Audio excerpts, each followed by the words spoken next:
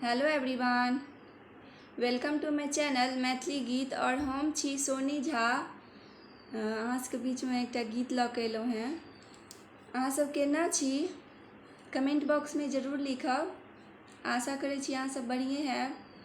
तऽ आइ हम एकटा गीत लऽ कऽ अएलहुँ हेँ। ओ गीत छियै धर्मराजके गीत छियै, किएक तऽ हमर सबके कुलदेवता धर्मराजे छथिन। तऽ आओरो बहुत लोक सबके धर्मराज हेतथि कुलदेवता, तऽ हमर ई गीत जरूर काजमे आयत।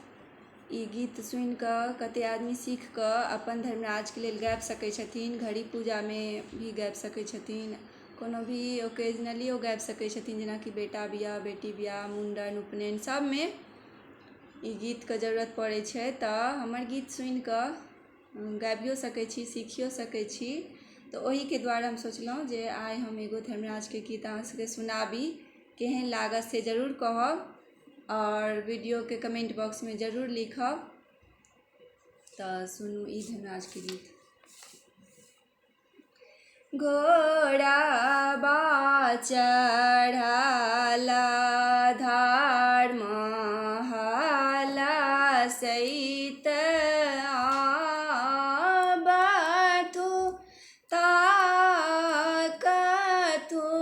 सेवक दुआरी।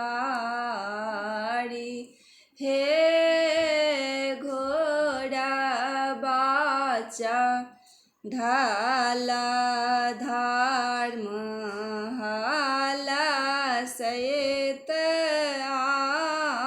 आबथु ताकथु सेवक दुआरी।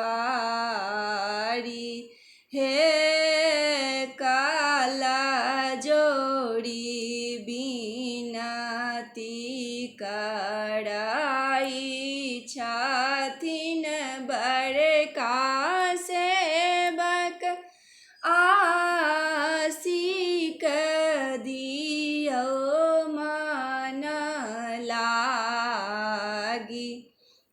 हे काला जोड़ी बिनती कराई छथिन बड़का सेवक आशिक दियौ मन लागी। हे आशिक देबहे सेवक सिरलिबाए। धने पुते होयब सहाई। हे आशिक देबहु सेवक सिरलिबाए।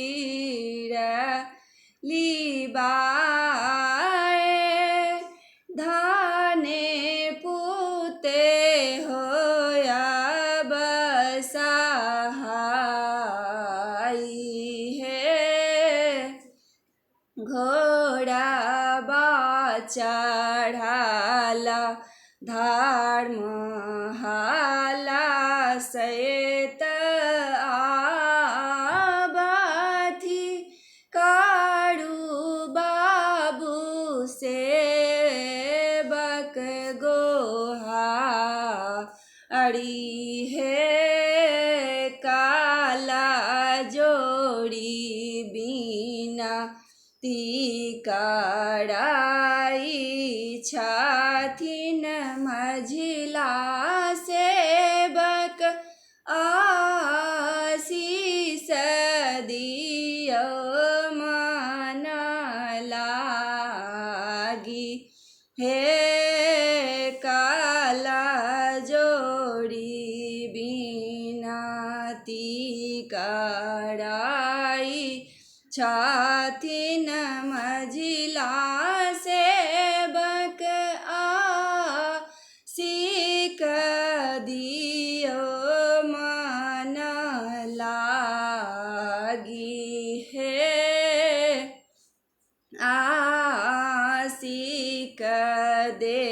बहे सेवक सिरली बाए दूधे फूले होया बसहाई हे आशिक देबहु सेवक सिरली बाए दूधे पूते होया बसहाई हे घोड़ा चढ़ाला धर्म हाला सहित आबथु ताकथु सेवक दुआरी हे काला जोड़ी बिनती कराई छथिन छोटका सेवक आशीष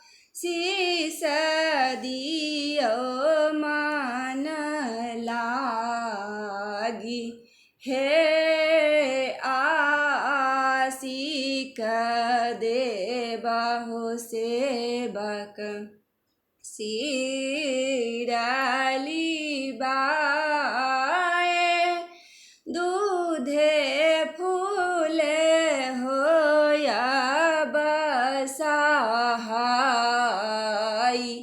हे घोड़ा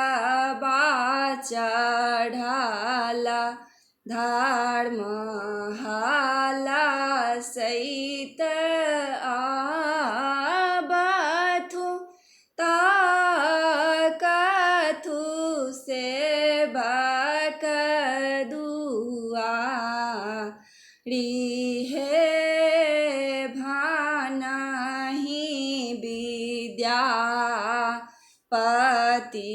सोनु बाबू धर्मराज